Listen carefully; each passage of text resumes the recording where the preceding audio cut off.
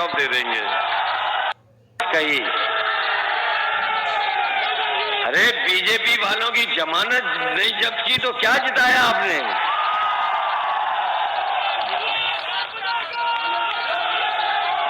और इनके नेताओं को आपने नहीं देखा कैसे वोट मांग रहे हैं बीजेपी के नेता? एक नेता तो दंडवत हो गया, जनता से माफी मांग रहा है। एक नेता कान पकड़ करके उठक बैठक लगा रहा है। और आपने वो भी देख लिया होगा, एक नेता वोट के चक्कर में तेल मालिश कर रहा है। तो ये बीजेपी की हालत हो गई, ये डबल इंजन की हालत हो गई। ये डबल इंजन की हालत इसलिए हुई है क्योंकि जनता समझ गई है, इसीलिए इनकी झूठ की पटरियों को उखाड़ फेंकने के लिए एक साथ खड़ी हुई है। बताओ इनसे ज्यादा झूठ कौन बोलता है? ये बताओ, झूठ बोलते हैं कि नहीं बोलते हैं? इनके भाषण सुनो, छोटे नेता छोटा झूठ बोल रहे हैं, बड़े नेता बड़ा झूठ बोल रहे हैं, और जो सबसे बड़े नेता हैं वो सफेद झूठ बोल रहे हैं। बताओ झूठ बोलते हैं कि नहीं बोलते हैं? बताओ किसान भाइयों, आपकी आय दोगुनी हो गई क्या? और जब खाद की बोरी लेने गए, खाद की बोरी मिली थी आपको? डीएपी की बोरी और खाद की बोरी जब लाए होगे तो उसमें 5 किलो की चोरी हो गई कि नहीं हो गई? ये सरकार में आ गए तो हो सकता है 10 किलो की चोरी कर लें। कभी कभी मैं सोचता हूं, ये बोरी की चोरी कहां से सीखी इन्होंने? कभी बाजार में जाना और जानकारी करना कि पार्ले जी का बिस्किट पहले कितना बड़ा आता था। जैसे जैसे महंगाई बढ़ी और कंपनी ने कहा उन्हें मुनाफा पूरा करना है, तो वैसे वैसे आपने देखा होगा पार्ले जी का बिस्किट छोटा होता चला गया। बताओ छोटा मिल रहा है कि नहीं मिल रहा है? इसलिए सावधान रहना। ये बीजेपी वाले सरकार में आ गए तो बोरी की चोरी 10 किलो हो जाएगी। ये तो कह रहे थे कि हवाई चप्पल वाला हवाई जहाज में चलेगा। हवाई जहाज बेच दिए कि नहीं बेच दिए? हवाई अड्डे बिक गए कि नहीं बिक गए? पानी के जहाज बेच दिए कि नहीं बेच दिए? बंदरगाह बेच दिया कि नहीं बेच दिया? रेलगाड़ी बेच दी और रेलवे स्टेशन भी बेचने जा रहे हैं। और कुशीनगर में समाजवादियों ने एक बहुत बड़ा अंतर्राष्ट्रीय एयरपोर्ट बनाया, वो अभी बेचा नहीं है। जैसे हम और आप लोग कोई जमीन खरीदनी हो या बेचनी हो या कोई चीज लेनी हो तो बताओ हम लोग देखने जाते हैं कि नहीं जाते हैं? तो अभी बेचा नहीं है, अभी केवल देखने आए थे। ये देख करके गए हैं इसका सौदा करने। इसलिए हो सकता है ये एयरपोर्ट बेच दें। इसलिए साथियों, इधर बाबा जी का भाषण सुना होगा आपने। वो हमें कह रहे हैं कि हम 12 बजे सो के उठते हैं, और जब से उन्होंने 12 बजे कहा सो के उठने का, हमने भी उनके घर पर नजर रख ली है। अब जो लोग गए होंगे हमारे घर, आदरणीय स्वामी प्रसाद मौर्य जी हमारे आए हैं, वो जानते हैं हमारी और उनकी दीवार एक है। आजकल मैं शाम को देखता हूं कुछ धुआं उड़ता नजर आता है।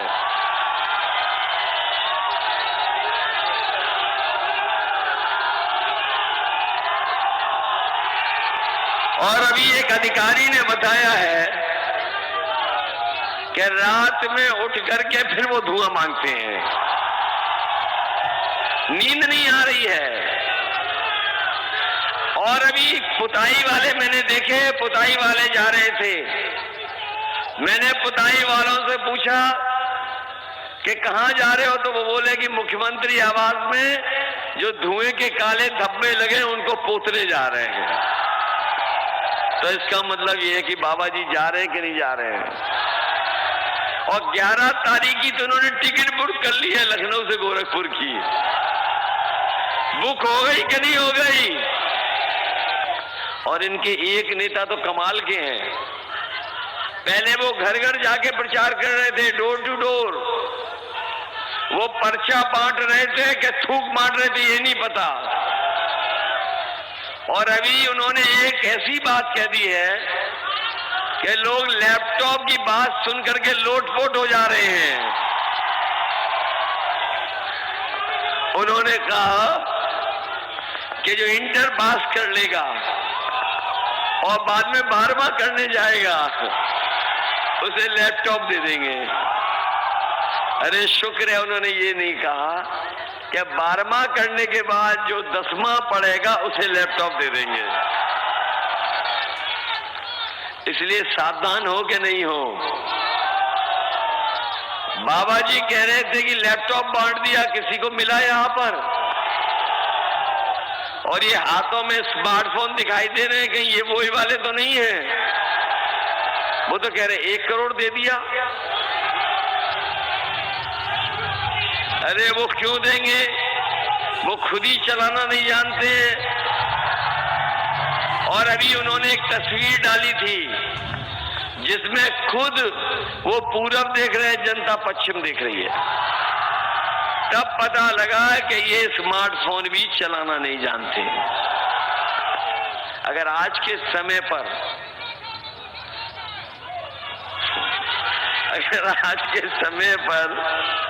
इन चीजों की जरूरत और इन चीजों के माध्यम से कितने नौजवानों को नौकरी रोजगार मिल सकता, अगर नहीं जानते तो शायद हमारे नौजवानों का भला नहीं कर सकते। इसलिए समाजवादियों ने कहा है कि ITI पॉलिटेक्निक में और हमारे कॉलेजों में अगर आज के समय पर नई पढ़ाई और नए कोर्स और नई ट्रेनिंग करानी पड़ेगी तो नौजवानों को ट्रेनिंग करा करके 22 लाख नौजवानों को IT के क्षेत्र में रोजगार दिलाने का काम समाजवादी सरकार में होगा। ये हमारे नौजवान जानते होंगे, 3 साल से दौड़ लगा रहे हैं, 3 साल से तैयारी कर रहे हैं। इन्हें फौज में जाने का मौका नहीं मिला है। ये गर्मी निकालने वालों को कह के जा रहे हैं समाजवादी सरकार बनेगी तो फौज में भर्ती निकाल करके अपने नौजवानों को वर्दी पहनाने का काम करेंगे। न केवल फौज बल्कि पुलिस में भी नौकरी निकाल करके नौजवानों को आगे बढ़ाने का काम करेंगे।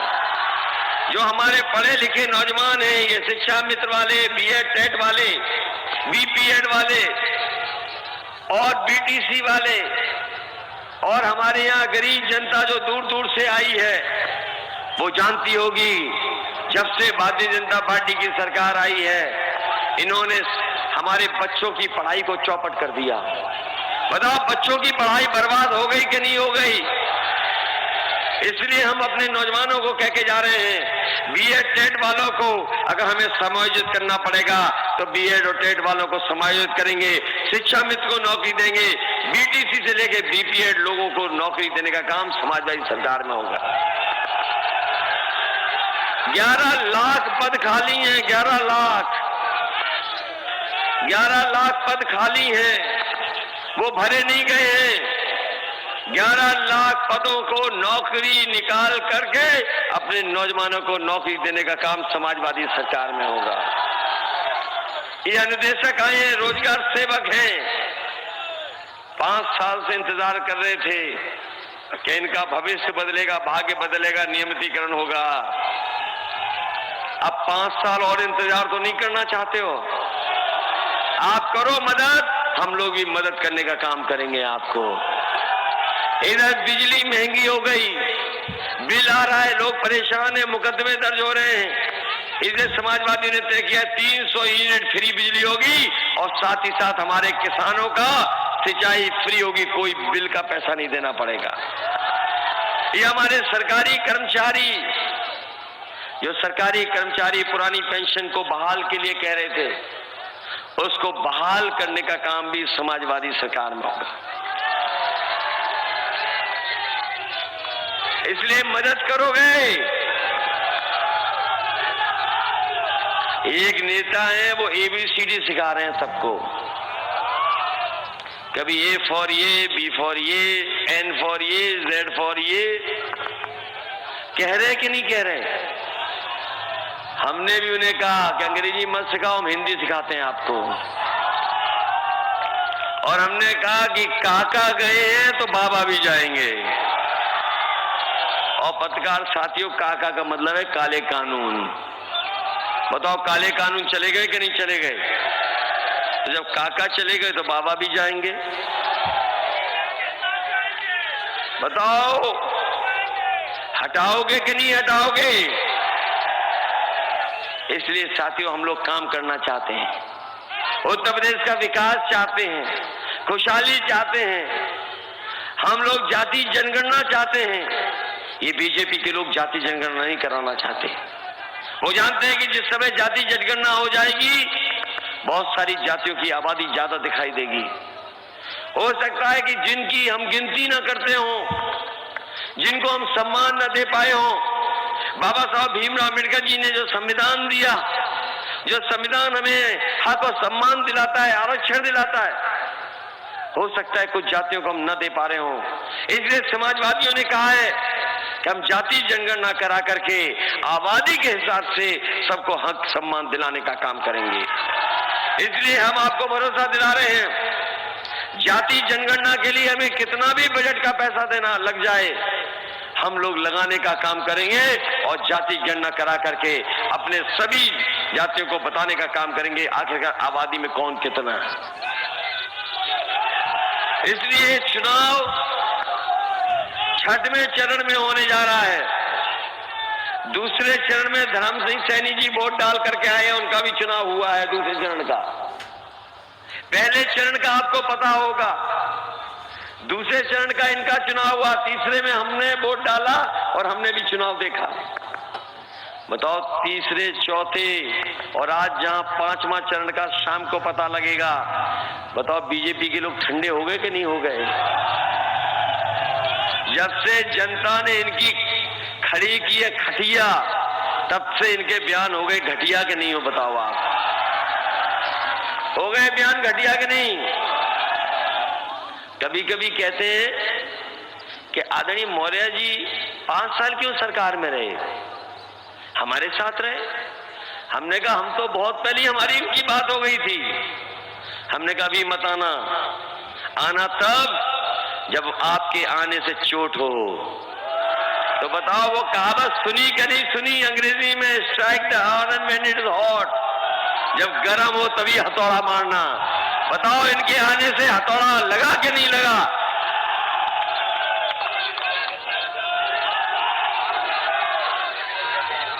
बताओ, छठे चरण के लोग, हमारे छठे चरण में वोट डालने वाले लोग, बताओ इन्हें छांटोगे कि नहीं छांट दोगे?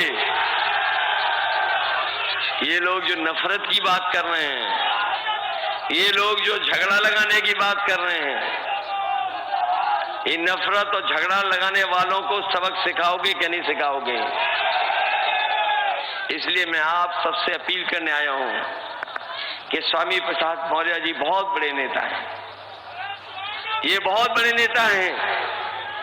इन्होंने अपनी जिंदगी भर पिछड़े दलित अल्पसंख्यकों को जगाने में, उनको आगे बढ़ाने में, उनको सम्मान दिलाने में अपना पूरा जीवन लगा दिया। इसलिए आज जब हमारे साथ आए हैं, ये जब हमारे साथ आए हैं तो लड़ाई बड़ी है। बताओ, लड़ाई बड़ी है कि नहीं है? न केवल देश के लोग बल्कि दुनिया के लोग देख रहे हैं उत्तर प्रदेश में क्या होने जा रहा है। और ये उत्तर प्रदेश का चुनाव ऐसा चुनाव है जो उत्तर प्रदेश की राजनीति में तो बदलाव लाएगा ही लाएगा, लेकिन देश की राजनीति में भी परिवर्तन लाने का काम करेगा। इसलिए आप सबसे हमारी अपील है कि ये चुनाव अपने भविष्य का समझना, अपने आने वाली पीढ़ी का समझना, क्योंकि जो लोग सत्ता में हैं, जो लोग सत्ता में हैं, वो संविधान और धर्म और संविधान की धज्जियां उड़ा रहे हैं। इसलिए बताओ, आप लोग मिलकर के सहयोग करोगे कि नहीं करोगे?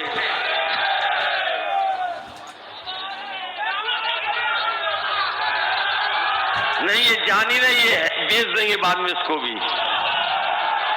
अभी बैठ के देख रहे होंगे कि इसको बेचने में कितनी कीमत मिलेगी। और याद कीजिए वो कहावत कि न रहेगा बांस,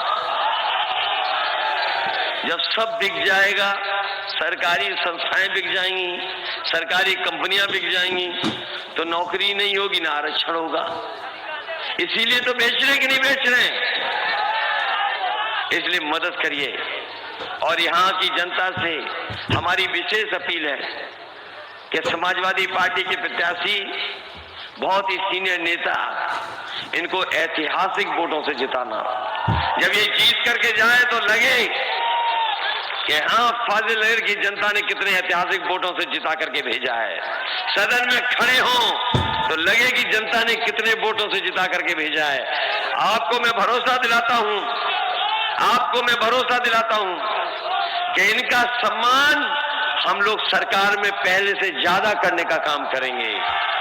और ये बात हम जानते हैं कि इनका सम्मान होगा तो हमारी पार्टी और मजबूत हो जाएगी, हमारी लड़ाई और मजबूत हो जाएगी। इसलिए जो आमने सामने बैठते थे, अब हमारे साथ बैठने जा रहे हैं। हम आपको भरोसा दिलाते हैं, इनको स्थान भी देंगे और बड़ा सम्मान भी देंगे। और आपकी विधानसभा को हमें कितना भी विकास के लिए पैसा देना पड़ेगा, हम बाबा मुख्यमंत्री जैसे नहीं हैं कि छोटे दिल वाले हों। समाजवादी लोग बड़े दिल वाले हैं। जो विधानसभा चाहेगी, हम उतना विकास कराने का काम आपके कहने से करने का काम करेंगे। और याद रखना, बाबा जी आए थे कुशीनगर, जब दलित और पिछड़ों से मिल रहे थे तो साबुन लगा करके मिल रहे थे। याद है कि नहीं याद है?